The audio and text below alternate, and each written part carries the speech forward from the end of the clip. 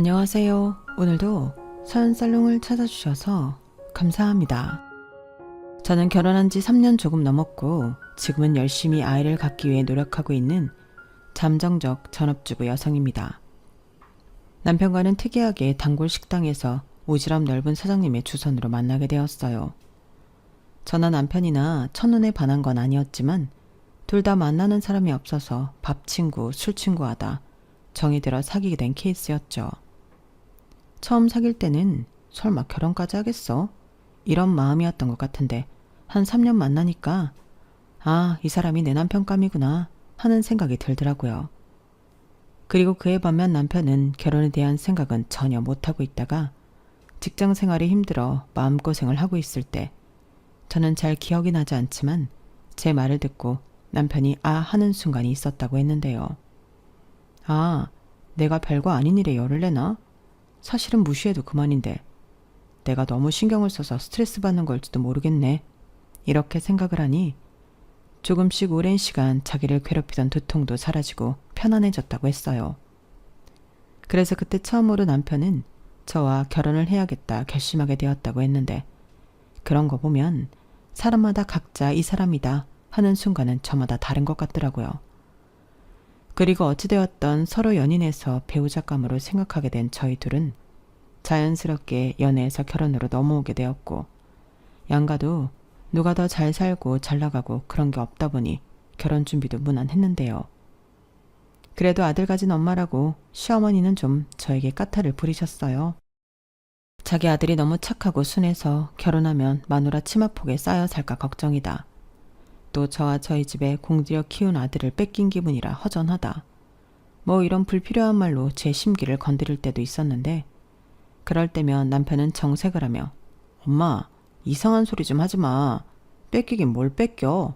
라고 자기 엄마 입 단속을 하기 바빴어요.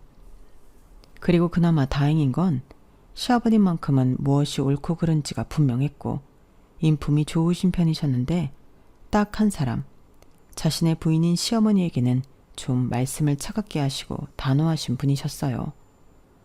분명 제가 느끼는 시댁은 가부장적인 분위기가 아니었는데 어째 시어머니는 시아버님 앞에서 좀 조심하는 눈치셨죠. 그리고 참고로 저희 시아버님은 공무원이시고 시어머니는 전업주부신데요. 시어머니 말씀으로는 중매로 시집와서 시집살이를 엄청 하셨다고 하셨어요. 너는 공무원 내 아들이랑 살아서 편하게 살아 좋겠다. 그런 의미로 시집살이 조금 하는 것 같고 내 아들한테 이러거나 불만 갖지 마. 이런 말까지 들으셨다고 했는데 그래서 남몰래 눈물도 많이 흘리셨다며 저에게 하소연을 하시더라고요. 그리고 첫 아이로 지금의 제 손이 시누이인 형님을 낳았을 때는 거의 대역 죄인이라도 된 듯 식구 취급도 안 해주셨다고 했는데요. 3년 뒤 아들인 남편을 낳아 그제야 시댁 문턱을 넘을 수 있었다며 지나간 일을 회상하시곤 하셨어요. 그러니 저는 그 말만 들었을 때는 남편의 친가 쪽이 참 별로라는 생각이 들었는데 시할머니께서 아직도 정정하게 살아계시거든요. 그러니 이미 돌아가신 분의 이야기가 아니라 현재도 계시는 분의 이야기라 혹시라도 그 여파가 손주 며느리인 저한테까지 내려오진 않을까 걱정이 되었는데 시아버님이 시어머니의 말을 듣고는 버럭하시며 이 사람아, 우리 엄마가 언제 그랬어? 딸 낳았으면 다음에는 아들을 낳아야 조상님 볼 면목이 있다고 조금 듣기 싫은 소리를 하긴 했지만 무슨 식구 취급을 안 했다는 거야. 너 과장시켜서 오바하지? 이렇게 화를 내셨는데 그때는 누구의 말이 맞는 건지 저는 좀 혼란스러웠어요. 그런데 시간이 조금씩 지남에 따라 제가 몸소 겪은 시어머님 성격이 매사 어떤 일이 있든 좀 과장되게 이야기하는 편이셔서 어느 순간부터는 시어머니의 말을 고지고대로 듣진 않았는데 아마도 시아버님 말처럼 딸을 낳고 대역 죄인 취급을 당했다가 아들을 낳고 시댁 문턱을 넘었다는 말은 과장된 말일 거라 생각하게 되었죠. 그리고 실제로 뵙게 된 시할머니는 제가 생각했던 것보다 온화하고 친절하셨는데 손주 며느리가 뭐 할 줄 아는 게 있겠냐고 저를 주방에도 들어올 필요 없다고 당신이 손수 음식을 차려 맛있는 반찬을 일부러 제 앞으로 놓아주시곤 하셨어요. 그런 거 보면 무섭거나 사람을 함부로 대한다는 느낌은 전혀 받지 못했는데요. 시어머니의 왜곡된 기억은 거기서 끝이 아니었죠.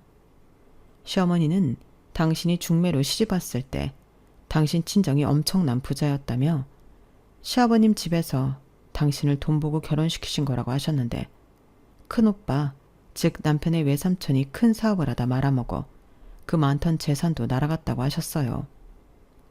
그리고 그 일로 시댁에서 찬밥 신세가 되었다며 그래서 시아버님이 자기한테 막대하는 것도 있다고 하셨는데 그 말도 저는 믿을 수는 없었죠. 누구의 편을 더 들고 말고의 문제가 아니라 시어머님이 저러시지만 않으면 제가 본 시아버님과 시할머니는 시어머니에게 안 그러실 것 같았어요. 그리고 제가 느낀 시어머니는 당신이 피해자로 상대방에게 비춰지시길 바라는 것 같았는데 저는 그것도 이해할 수가 없었죠. 이렇듯 시어머니는 제 판단에 왜 저렇게 사실까 참 어려운 분이셨는데 시아버님도 가끔 보면 시어머니의 저런 말하는 방식과 거짓말에 많이 지치신 듯 보였어요. 특히 결혼 전 제가 집에 초대를 받아 방문했을 때는 시어머니의 여전한 레파토리에 발끈하셔서 거참 사람이 지나간 일을 뭐하러 자꾸 끄집어내. 그리고 우리 집이 언제 자네 집을 돈 보고 자네를 데려왔나? 나는 그런 말 금시초문이야. 그리고 말은 바로 해야지. 전당포 하는 집이 엄청난 부자일 건 또 뭔데? 하여간 이제 며느리도 볼 사람이 그 버릇 언제 고칠 거야? 라고 화를 내신 적도 있었는데요. 그때 시어머니는 민망하신지 아니면 서운하신지 입을 꾹 닫고 저더러 저렇게 옛날 얘기를 하면 찔러서 발끈한다니까? 라며 자리를 급히 피하셨는데 시아버님은 저에게 이런 집안 꼴을 보여 미안하다고 하셨어요. 그런 거 보면 시부모님인 두 분 사이가 그닥 좋아 보이진 않았는데 중매 결혼이 다 그런 건 아니겠지만 어째 두 분을 보니 결혼을 중매로 하는 건 좀 위험할지도 모른다는 생각을 하게 되었죠. 물론 시간이 지나면 아무리 사랑해서 결혼한 부부도 정이나 사랑 같은 감정 말고 전우애로 산다고 하는데 그렇게 따지면 연애 결혼한 저희 부모님은 20년, 30년을 넘게 살았어도 그러지는 않으셨어요. 지금도 항상 하루 일과를 마치면 두 분이 수고했다, 고생했다 하시며 서로의 노고를 누구보다 알아주고 자식인 저와 제 동생에게도 엄마 말 좀 잘 들어라, 아빠한테 감사하다고 말씀드려라 하며 가정교육을 시키셨는데 그런 모습만 보고 자랐던 저는 죄송한 말이지만 시부모님을 보고 편견 아닌 편견을 갖게 된 것이 사실이었죠. 그래서 갓 결혼했을 때는 남편에게 나는 우리 부모님처럼 살고 싶다고 아주 대놓고 말한 적도 있었는데요. 행여 남편이 마음이 식었다고 저를 차갑게 대하면 너무 서운할 것 같아 미리부터 겁을 먹고 그런 말을 했던 거였죠. 그러면 남편은 별 걱정을 다 한다며 자기는 저희 아빠보다 더 저를 챙기고 저를 우선으로 여기며 살겠다고 약속을 해줬는데 신혼 때는 무슨 약속을 못해요. 그래서 저는 웃으면서 알겠다고 했고 꼭 그 말을 잊지 말고 약속을 지켜달라고 했었죠. 그리고 시간이 많이 지난 건 아니지만 지금까지는 그 약속이 잘 지켜지고 있는 것 같아 남편에게 고맙고 일단은 안심이었는데 우선 저희 남편은 처음부터 늘 제 편이었어요. 저희 시어머니가 말씀을 가려서 하는 타입이 아니라 그냥 생각하지 않고 떠오르면 바로 말을 내뱉는 스타일이시거든요.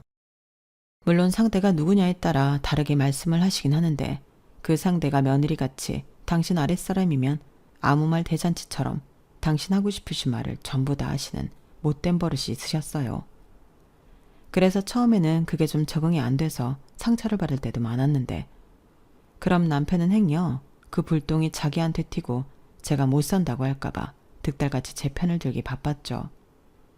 어떤 날은 저는 아직 인지도 못했는데 남편이 나서서 자기 엄마한테 뭐라고 한 적도 있었어요. 그러면 시어머니는 당신 아들한테 아이고 아주 공처가 나셨네. 너 나 없을 때 아들 잡냐? 라고 저한테 서운한 티를 팍팍 내셨는데 그 때문에라도 저는 시어머니와 사이가 좋을래야 좋을 수가 없었죠. 물론 사이좋게 잘 지낼 마음도 솔직히 없긴 했는데 시어머니도 제가 당신 아들을 뺏어간 배겨씨 같아 싫다고 하셨더라고요. 글쎄 자기는 곰인데 제가 천년 묵은 여우라 시어머니인 당신이 당하고 산다고 온 천하에 얘기를 하고 다니신 모양인데 그러니 제 이미지가 뭐가 됐겠어요. 그래서 졸지에 저는 아무것도 모르는 친척들 사이에서 천년묵은 백여시가 되어 있었는데요. 제가 아무리 아니라고 변명을 해도 시어머니는 저것 좀 봐요. 저렇게 가증을 떤다니까. 우리 아들도 가만 보면 너무 순진해서 넘어간 거지. 라고 제 앞에서 제 앞 담화까지 하셨는데 제가 왜 그러시냐고 대놓고 물으면 웃기지도 않는데 깔깔깔 웃으시면서 뭐가 나는 그냥 웃자고 농담한 거지. 설마 내가 정말 너를 그렇게 생각할까 봐? 라고 사람 속을 뒤집어 놓는데 갓 시집갔을 때는 그런 게 다 저에겐 시댁 스트레스였어요. 집집마다 문화가 다르고 분위기가 달라 처음에는 적응 기간이 필요하다고 하지만 이건 뭔가 비상식적이라 어떻게 적응을 해야 할지 모르겠더라고요. 아무래도 그때는 소위 말하는 며느라기였던 때라 더 끙끙 앓았는데요. 역시 그런 문제는 시간이 약이었어요. 결혼하고 1년 정도 지나니 저도 어느 정도 시어머니 성격, 시아버님 성격, 집 분위기 이런 거에 익숙해졌고 시어머니가 저런 말로 자기를 포장하거나 저를 돌려깔 때는 또 시작되었다 생각하고 저도 저 나름의 방어기제와 맞받아칠 준비를 하게 되었는데 이게 하다 보니 저절로 늘더라고요. 그도 그럴 게 저희가 한동안 거의 2주에 한 번은 주말이면 시댁에 가서 밥을 먹었거든요.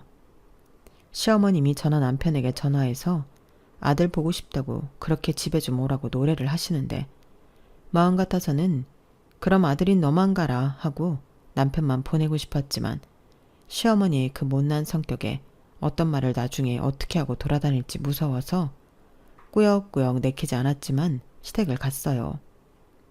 시댁은 저희 집과 차로 30분 정도 되는 거리에 사셨는데 시어머니는 그걸 엎어지면 코 닿을 곳이라고 칭하시며 편하게 마시러 온다고 생각하고 오라고 하셨죠.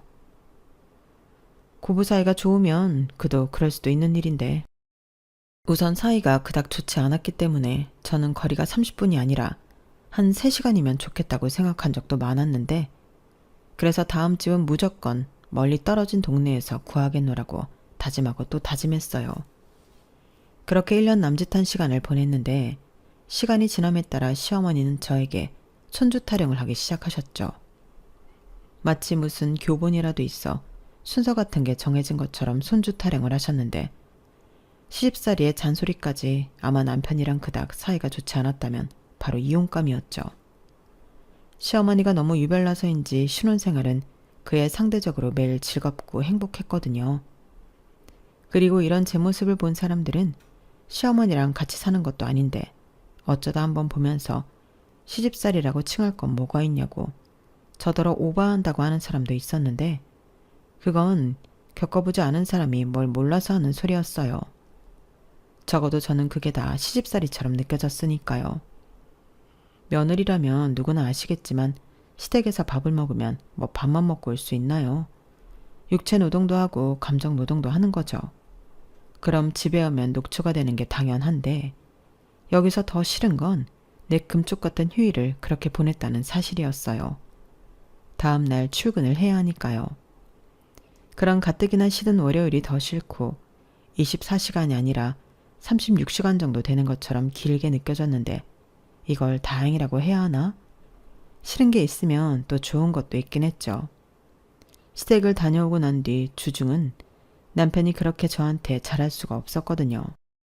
남편은 항상 자기 엄마 때문에 자기가 미안하다고 둘만 있을 때는 밥도 자기가 다 차리고 설거지도 하고 청소도 하고 제가 뭐 먹고 싶다고 하면 엉덩이 가볍게 사오기도 했는데 그러니까 참 아지더라고요.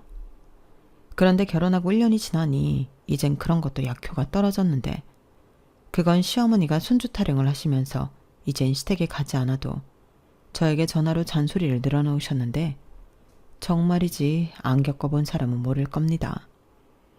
핸드폰에 시어머니를 뜨면 그 자체가 저에겐 공포였거든요.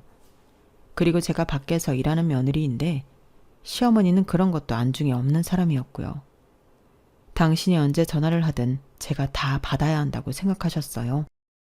처음에는 급한 전화일까봐 짬을 내서 몰래 받기도 했는데 그때 하셨던 말씀을 저는 또렷하게 기억하거든요.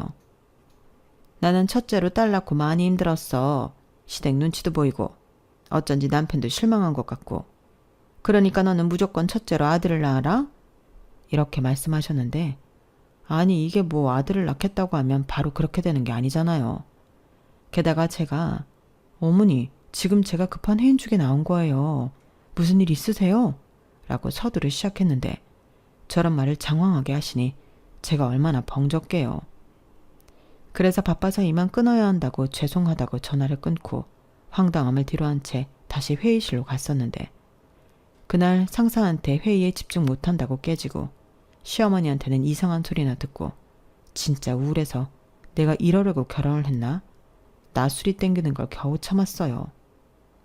그런데 시어머니 집착은 거기에서 끝이 나지 않았고 어디서 아들 낳는 비법이라는 말도 안 되는 헛소문을 듣고 오셔서는 저한테 그대로 따라하라고 따로 메모까지 해서 주셨는데 저희는요. 결혼하고 2, 3년 정도는 신혼생활을 즐기고 아이를 낳을 생각이라 그때는 아무리 비법 나부랭이를 가져다 주셔도 아이를 가질 생각이 없었어요. 저도 남편도 둘 다 30대 초반이었고 2에서 3년 둘이 재미있게 살다가 이후 아이를 낳으면 그때는 아이 중심으로 살자고 이야기를 했는데 시어머니는 저희 계획은 중요하지 않다고 하셨죠. 그러면서 니들이 지금은 뭘 몰라서 그래. 한 살이라도 젊고 건강할 때 애를 낳아야지. 요즘 애들이 아토피다 뭐다 비실비실 거리는 건 다 부모가 늙어서 낳은 애라 그런 거야. 라고 하시는데 진짜 저희 시어머니라는 사람은 다른 사람의 말은 전혀 듣지 않는 사람이라는 걸 뼈저리게 느꼈어요. 아니 말이라는 게 주고받고 상대가 말하면 좀 들어야 하는 거 아닌가요? 그런데 저희 시어머니는 당신 말만 하시는 분이라 듣고 있는 사람을 먼미가 날 정도로 버거웠어요. 그런데 정작 본인만 그 사실을 몰라서 저도 다른 가족들도 힘들어했는데 특히 저는 저런 분을 앞으로 몇십 년 동안 가족이라는 이름으로 봐야 한다고 생각하니 앞이 캄캄했어요. 진짜 손주 타령하실 때는 이틀에 한 번꼴은 전화를 하시는데 살면서 남의 돈을 빌려본 적도 없고 독촉도 받아본 적이 없던 저는 처음으로 그런 스트레스가 어마무시하다는 걸 경험하게 되었어요. 그리고 그때부터는 참고 있으면 나만 속병 들고 이상한 사람 되겠다 싶은 생각에 저는 시어머니와 맞서기로 마음을 먹었는데요. 이틀에 한 번꼴로 전화하시는 것부터 못하시게 해야겠다 생각했어요. 그래서 한 번은 기다렸다는 듯 어머님처럼 조금 과장되게 말씀을 드렸는데요. 어머니, 제가 지금 회의 들어가야 해서 통화를 못하거든요. 그리고 제가 회사에 있을 때는 너무 정신이 없어요. 급하신 용무가 아니시면 저 퇴근할 때 전화 주시거나 그이한테 말씀하시면 어떨까요? 뭐? 나더러 너 바쁘니까 기다렸다가 퇴근 시간에 전화를 하라고? 예, 나 시어머니야. 회사 생활은 잠깐이지만 너 앞으로 내 얼굴 볼 날이 더 많다. 근데 지금 누구더러 기다렸다가 전화를 하래? 그리고 우리 아들은 뭐 한가하냐? 오해하지 마시고요. 저는 거의 업무상 미팅이나 회의가 많아서 전화 받기가 곤란해서 그래요. 그런데 그이는 개발직이라 그런 것도 잘 없으니까. 시끄러워. 이게 어디서 내 아들을 무시해. 그리고 내가 너한테 할 말이 있으니까 전화를 하는 거지. 애를 뭐 남자가 낳냐? 애기 얘기라면 죄송하지만 저는 더 들을 말도 없어요. 저희가 지금은 생각이 없고 나중에 갖겠다고 말씀드렸잖아요. 저 지금은 진짜 회의가 있어서 들어가야 하거든요. 어머니, 앞으로는 전화 걸어도 저 못 받아요. 그럼 끊을게요. 제가 저렇게 말하고 전화를 끊었더니 시어머니가 서운하다고 난리가 났어요. 몇 날 며칠을 사고 누려내듯 우려드시는데 그때는 남편이 나서서 수습하려 애를 많이 썼죠. 그러면서 저건 분명 뒤에서 지 마누라가 조종했을 거라고 아들 말도 듣지 않는데 미치고 팔짝 뛰겠다는 말이 무슨 말인지 그때 진짜 그 억울한 마음을 알게 되었어요. 그러면서 동시에 왜 며느리들이 시어머니 때문에 이혼한다는 소리를 하는지 그 심정을 알 것 같았는데요. 저는 이혼 생각까지는 들지 않았지만 이렇게는 4명에 못 살 것 같아 뭔가 수를 내야 할 것 같다는 생각은 늘 했어요. 그러면서 애먼 남편을 잡을 때도 많았는데 남편은 고맙게도 그런 저를 원망하거나 짜증내지 않았죠. 우리 엄마는 진짜 왜 그러냐. 자기야, 진짜 미안해. 내가 다시는 엄마가 전화해서 자기 일할 때 방해하지 않게 알아서 잘 해결할게. 라며 제 기분을 맞춰주려 노력했는데 저희 친정엄마도 늘 말씀하시지만 저의 남편 같은 사람은 없을 거라 생각합니다. 그러니 남편에게는 그런 부분이 늘 미안하고 고마웠는데요. 그래서 다시 한번 저희가 갖고 있는 이세 계획을 진지하게 말씀드리기로 결심했어요. 그때는 가능한 식구들이 전부 있을 때 이야기하는 편이 좋겠다고 생각해 날을 잡는데 마침 시집간 형님 생일이 다가오고 있더라고요. 그래서 그날을 디데이로 정했고 저는 이번만큼은 제대로 시어머니에게 저희 부부의 뜻을 전달하겠다 각오를 다졌는데 불똥은 엉뚱한 곳에 튀었어요. 아니 글쎄 당신 딸 생일이라 모이는 건데 시어머니는 딱히 음식도 준비를 안 하고 계시더라고요.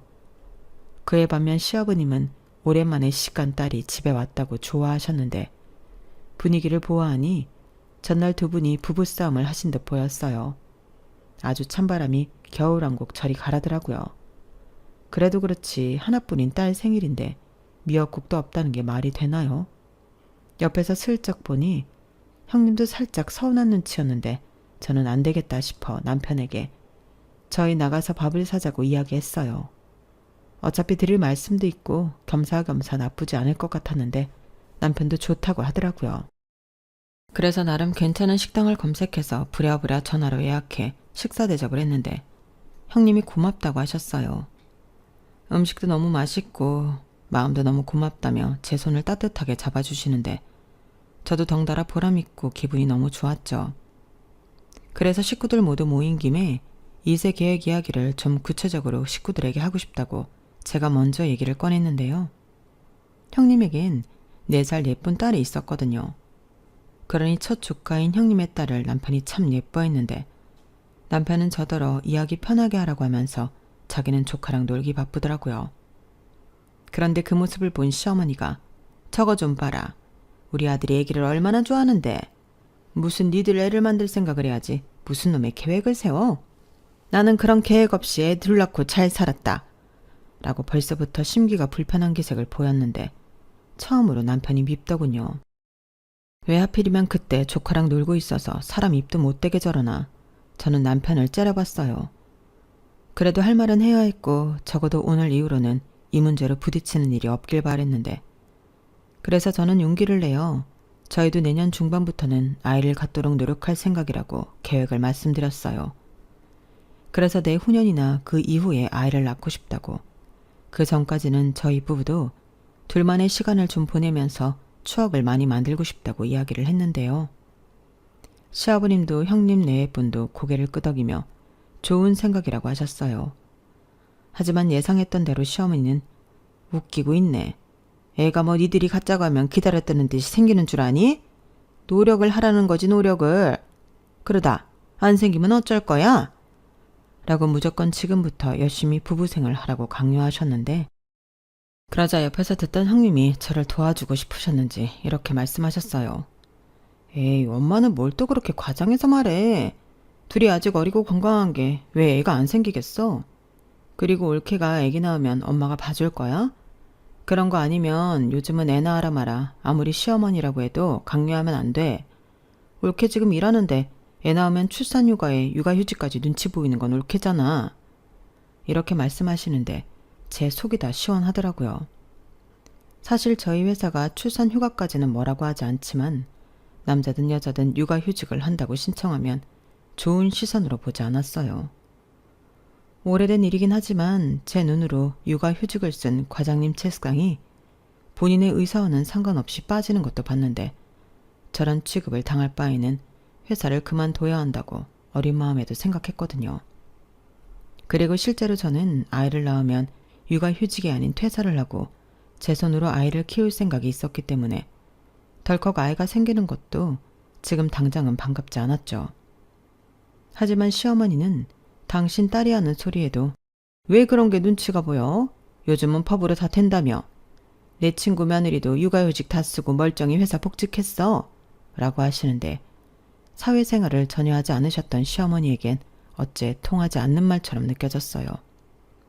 그리고 그때 제가 쐐기를 박아야겠다 하는 생각에 이렇게 말씀드렸는데요. 어머니, 아무리 나라에서 육아휴직 쓰라고 법으로 정했어도 회사마다 복지가 달라서 형식적으로 있기만 할 뿐 못 쓰는 곳도 있어요. 저희 회사도 그런 편이거든요. 인력도 부족하고 일은 많고. 그래서 제가 휴직을 하기에는 눈치가 많이 보여요. 그래서 저는 아기 낳을 쯤에는 그냥 퇴사하고 아기한테 집중하면서 전업주부 하려고 하니 조금만 기다려주시면 안 될까요? 제가 아기 안 낳는다고 그러는 건 절대 아니거든요. 저도 아기 좋아해요. 셋까지는 낳고 싶은 마음도 있어요. 뭐? 전업주부? 너 지금 회사 때려치우고 전업주부 한다고 했니? 그럼 우리 아들만 혼자 생고생을 시키겠다는 거야? 네? 그건 아닌데. 아니 이게 뭐가 아니야? 요즘도 일하기 싫어서 시집가는 여자가 있다고 하던데 혹시 너도 그런 거냐? 엄마 무슨 말을 그렇게 해. 만약 지연이가 그런 마음이었으면 회사부터 관뒀겠지. 그래 엄마 그건 좀 아니다. 올케 일하는 거 보니까 엄청 바쁘던데. 그거 하기 싫은 사람은 못하지. 그리고 나도 맞벌이 하면서 애 키우지만 이게 뭐 보통 일인 줄 알아? 나는 그래도 시어머니가 우리 아린이 봐주시니까 했지. 안 그랬으면 나도 못하고 전업주부 해야 해. 그리고 엄마도 주부면서 주부가 뭐 노는 사람이야? 전업주부도 힘들잖아. 애보랴 살림하랴 고생하는 건 똑같지. 시끄러워. 너는 왜 갑자기 나서서 그래? 그리고 지금 쟤랑 나랑 같아? 요즘 시대야말로 맞벌이 안 하는 집이 어딨어? 다들 애 낳고 돈만 잘 버는데 무슨 전업주부야? 나는 그 꼴은 못 본다. 엄마, 제발 그만 좀 해. 이건 이미 우리 부부가 그러기로 결정한 일인데 왜 엄마가 나서서 그래? 나는 상관없어. 아빠도 혼자 식구들 위해 그렇게 살았잖아. 칠푼이 같은 놈. 너는 저 말이 무슨 뜻인지 몰라? 너 혼자 뼈 빠지게 돈 벌어서 처자식 갖다 줘야 한다는 소리야. 너는 배알도 없냐? 처자식이 네 등골만 파먹겠다는 건데 넌 그게 좋아? 어머니, 제가 아주 전업주부로 산다는 건 아니고요. 애기 좀 크면 다시 일할 거예요. 저도 평생 남편만 고생시킬 생각은 없거든요. 아이고, 그거야 네 생각이지. 그때 가서 놀루가 써준대? 잔말 말고 회사 그만둘 생각 따윈 버려. 요즘처럼 어려울 때 같이 벌어야지. 거참 그만하지 못해. 오늘 당신 딸 생일인 건 몰라. 그리고 애들이 알아서 하게 냅두지 왜 자네가 감나라 배나라 해. 그렇게 따지면 나는 배알이 없어서 평생 혼자 벌어 처자식 먹여 살렸나? 칠푼이라 처자식이 내 등골 파먹히는 걸 좋아했어. 본인이야말로 여태 그런 마음으로 나랑 한 입을 덮고 산 모양이네. 여보, 말이 그렇잖아. 자기는 옛날 사람이라 괜찮고 쟤들은 요즘 사람이라 안 돼? 그럼 은혜 말처럼 자네가 애를 대신 키워주겠다고 이 자리에서 선언해. 그래야 말이 맞는 거지. 손주는 빨리 보고 싶고 며느리가 회사 눈치 보여서 그만두는 꼴은 못 봐. 세상에 그런 이기적인 마음이 어딨나? 순간 시아버님 말씀에 분위기는 차갑게 가라앉았어요. 시어머니는 시아버님의 말에 한마디도 하지 못하고 자리를 박차고 일어나셨고 저는 괜히 생일인데 형님에게 죄송해졌는데 그래서 그날은 그렇게 끝이 흐지부지 되면서 저희 부부는 집으로 돌아왔어요. 집에 돌아와서도 마음이 좋지 않아 남편과 마주하기도 힘들더라고요. 그래서 나는 피곤해서 일찍 잔다고 방에 들어왔는데 남편도 심란한지 거실에서 꽤 오랫동안 혼자 있더군요. 그리고 바로 다음날 아침 대바람부터 시어머니에게 전화가 왔는데요. 저는 전화를 받지 않았지만 벌써부터 시어머니가 왜 전화를 하셨는지 알 것 같았어요. 그래서 일부러 받지 않았고 나중에 퇴근할 시간쯤 전화를 걸었는데요. 아니나 다를까 시어머니는 잔뜩 화가 나서는 어제는 다른 식구들이 있어 더는 말을 못했지만 회사 그만둘 생각은 하지도 말라고 만약 회사를 그만두면 자기가 자기 아들을 위해서 이혼시키겠다는 다소 극단적인 말씀도 하셨는데 그러시고는 아이는 하루라도 빨리 낳는 게 나으니 저더러 계획 어쩌고 따지지 말고 임신하기 위해 열심히 노력하라고 하셨어요. 그때는 황당함을 넘어 진짜 화가 나더라고요. 사람을 뭘로 보고 저렇게 말씀하시나 손이 부들부들 떨려서 그날 일도 제대로 못했는데 저희 회사가 그즈음 엄청 심란했거든요. 일은 많은데 사람은 없고 또 그 일이 앞으로 어떻게 될지 몰라 경영진이 오락가락하면서 불안한 경영을 하고 있었는데 사실 소문이 무성했어요. 합병 얘기가 오고 간다거나 대규모 구조조정이 있을 예정이 있다거나 또 회사를 팔아 완전히 다른 업종이 될 수도 있다는 말이 돌았는데, 그래서 솔직히 마음은 당장 그만두고 싶어도 일단 눈밖에 나지 않으려 할 때였어요. 그런데 괜히 노파심에 제가 자꾸 시어머니와 통화하고 실랑이 하는 모습을 보이니 안 좋을 것만 같았는데, 그러던 중 회사에서 인공지능 어쩌고 하면서 새로운 사업을 하겠다고 하더군요. 그러면서 그쪽으로 인력을 다수 채용하면서 다른 부서는 인력을 줄이겠다고 희망퇴직자를 찾기 시작했는데, 희망퇴직이다 보니 퇴직금 이외에도 위로금 명목으로 꽤 많은 돈을 더 준다 하더군요. 솔직히 고민이 너무 됐어요. 아는 사람이 슬쩍 물어보니 퇴직금 말고 더 주는 그 돈의 액수가 1년치 연봉만큼은 된다고 했는데, 제가 진지하게 계산을 해보니 퇴직금까지 합치면 1억이 조금 넘는 금액이었어요. 완전 목돈이죠. 누군가는 1억이 돈이야 하시는 분도 계셨지만, 저는 당시 30대 초반으로 연봉이 5천 정도 됐어요. 그리고 이건 제 예상이었는데, 지금 기회를 놓치고 나중에 회사를 그만두게 되면 지금 이 순간을 뼈저리게 후회할 것만 같았는데요.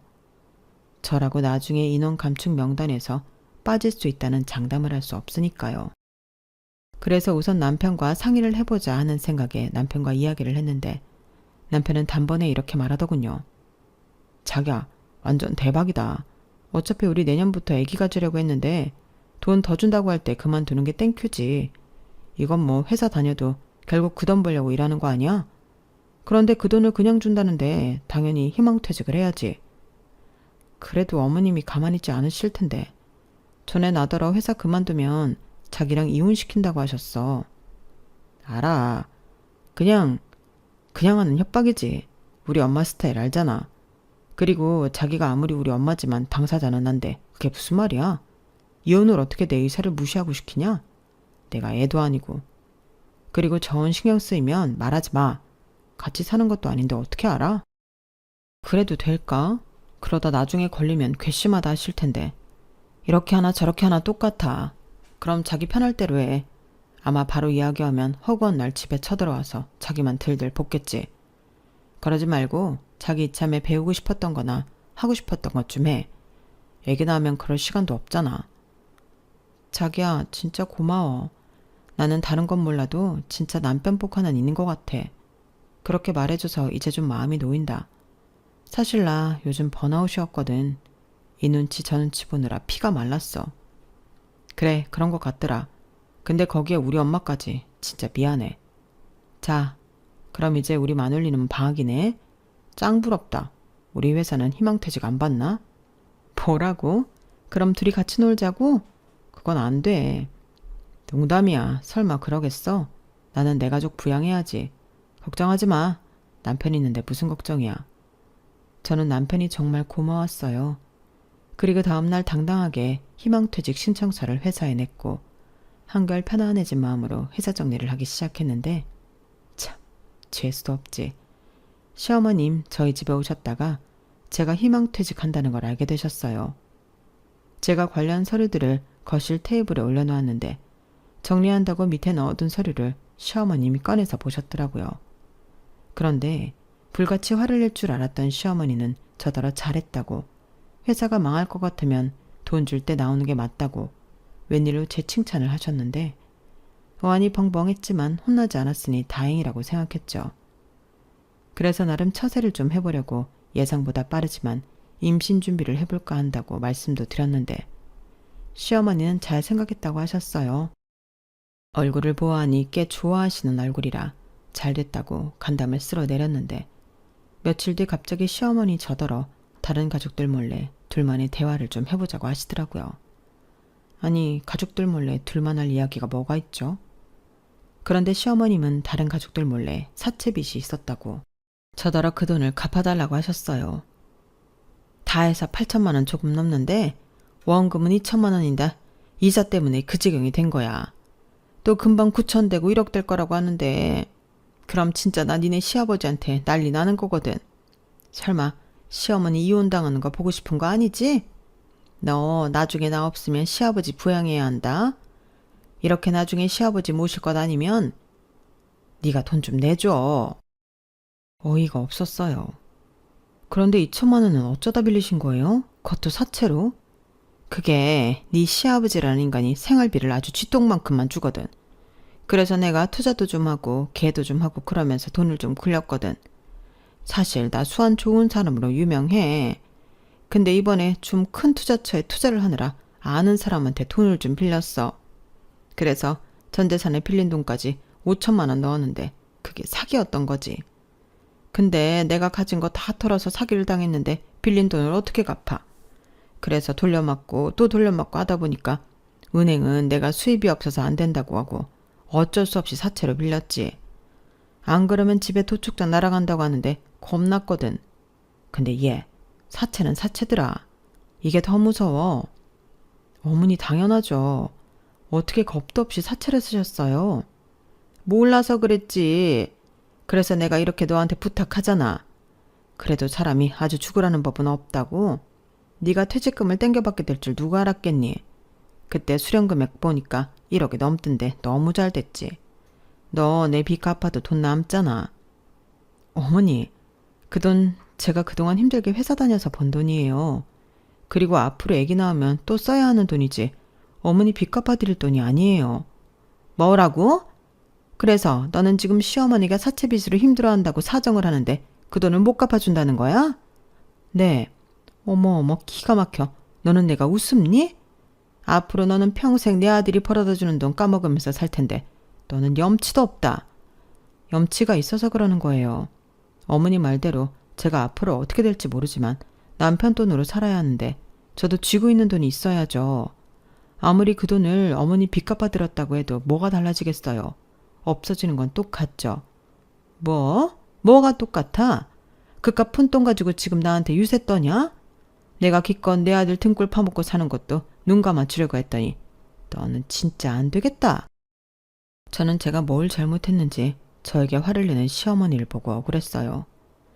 그래서 아무리 내가 며느리고 아랫사람이라고 해도 이런 푸대접은 말도 안 되는 것 같아 이번에야말로 강하게 나가야겠다 마음을 먹었는데요.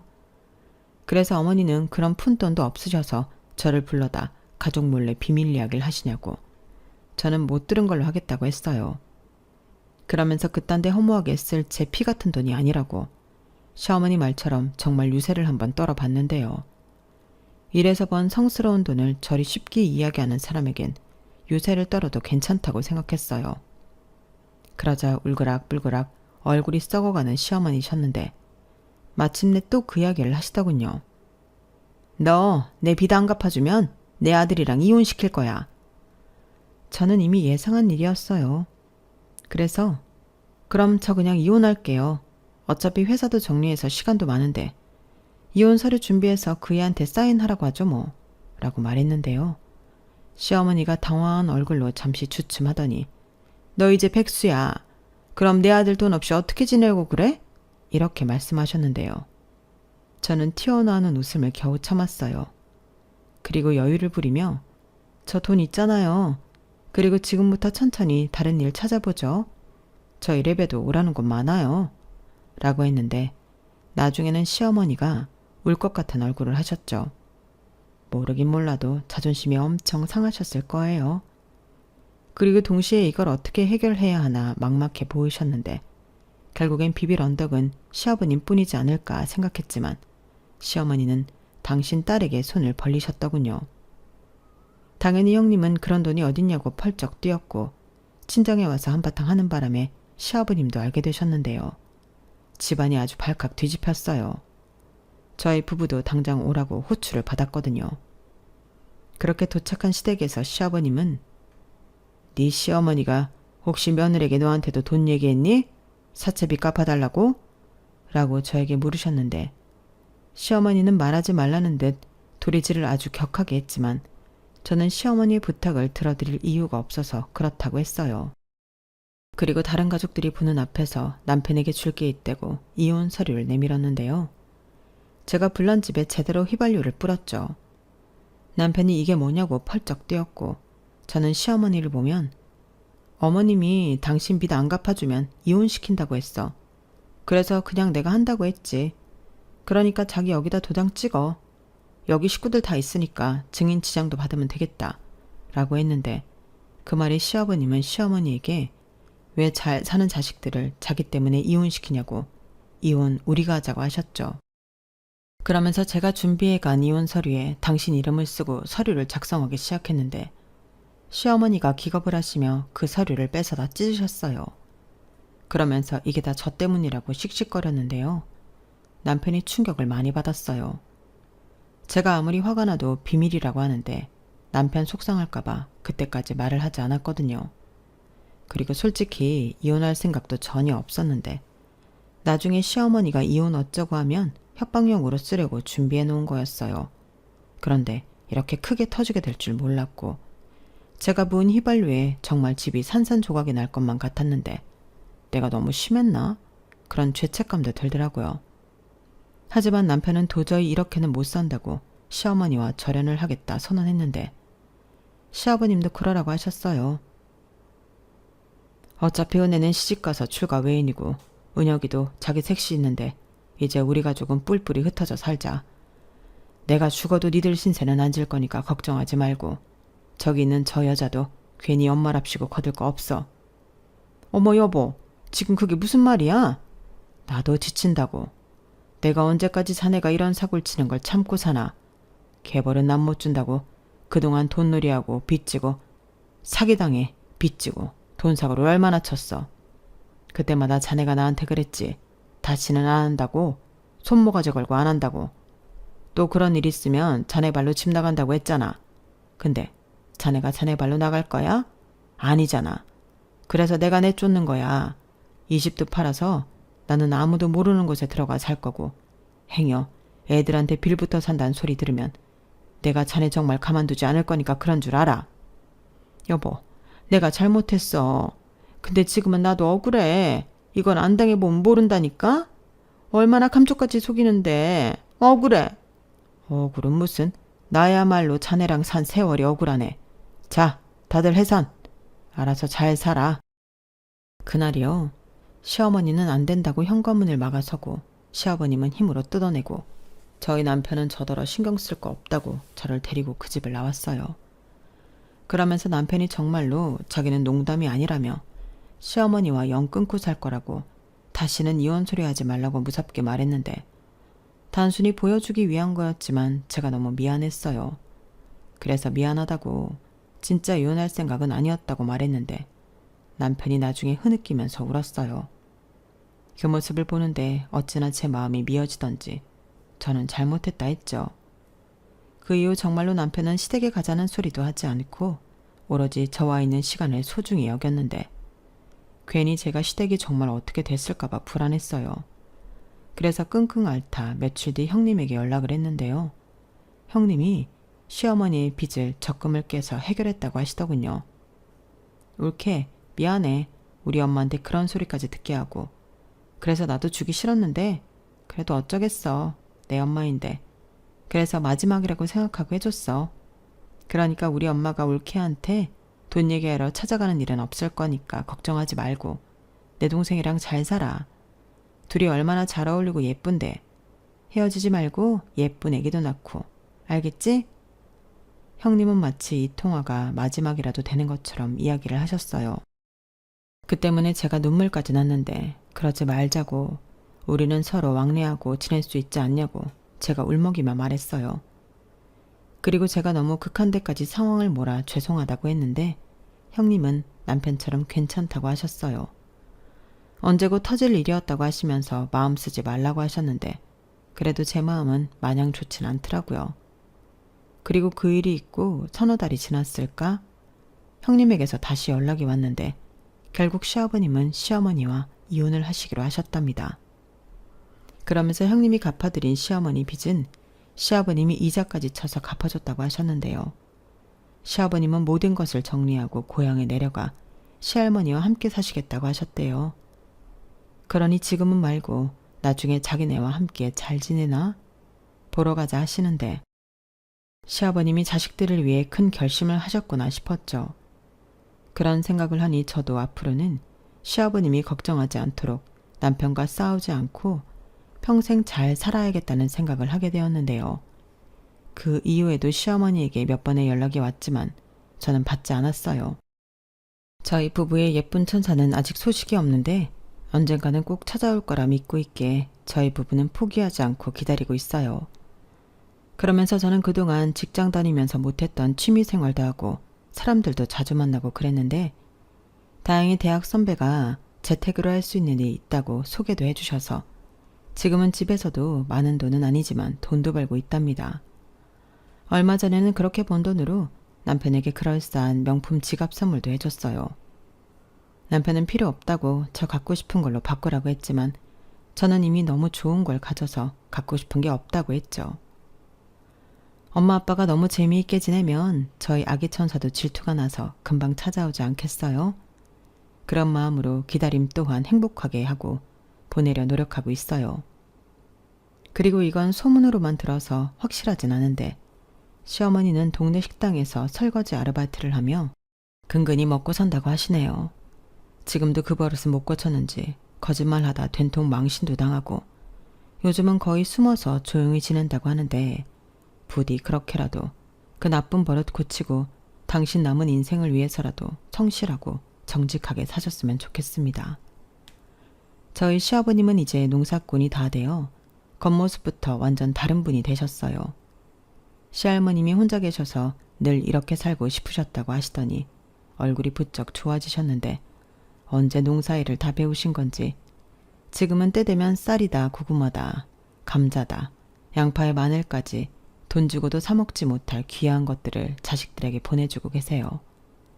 그런 걸 보면서 주변에서 어찌나 부러워하시던지 저더러 시집 잘 갔다고 하는 사람들이 많은데 저도 인정해요. 한때는 시어머니 때문에 힘들긴 했지만 지금은 그런 분도 안 계시고 모두 좋은 분들만 계시니 저만 잘하면 되는 거죠. 거기에 더불어 시아버님이 건강 잘 지키시고 그동안 하고 싶으셨던 것들 전부 다 하셨으면 하는 바람도 있는데요. 제가 예쁜 손주까지나 손주 보는 재미까지 안겨드린다면 더할 나위 없이 행복하시겠죠? 그런 희망을 가져보면서 제 사연은 여기서 마치도록 하겠습니다. 저는 현재도 남편과 아주 잘 지내고 있고요. 다행히 전하지만 가족들끼리도 돈독하게 잘 지내고 있어요. 그러니 앞으로도 잘 지낼 예정이라 감히 말하고 싶은데 앞으로도 우리 가족 건강하고 행복하라고 여러분들이 화이팅 한번 외쳐주셨으면 좋겠네요. 그럼 지금까지 제 사연 함께 해주셔서 대단히 감사드리고요. 여러분들의 앞날에도 기쁘고 행복한 일 가득하시길 진심으로 바라며 저는 이만 물러가도록 하겠습니다. 그럼 안녕히 계세요. 여러분, 사연 댓글에 응원과 현명한 조언 부탁드려요. 좋아요, 구독은 저에게 큰 힘이 됩니다. 오늘도 좋은 일 가득하세요.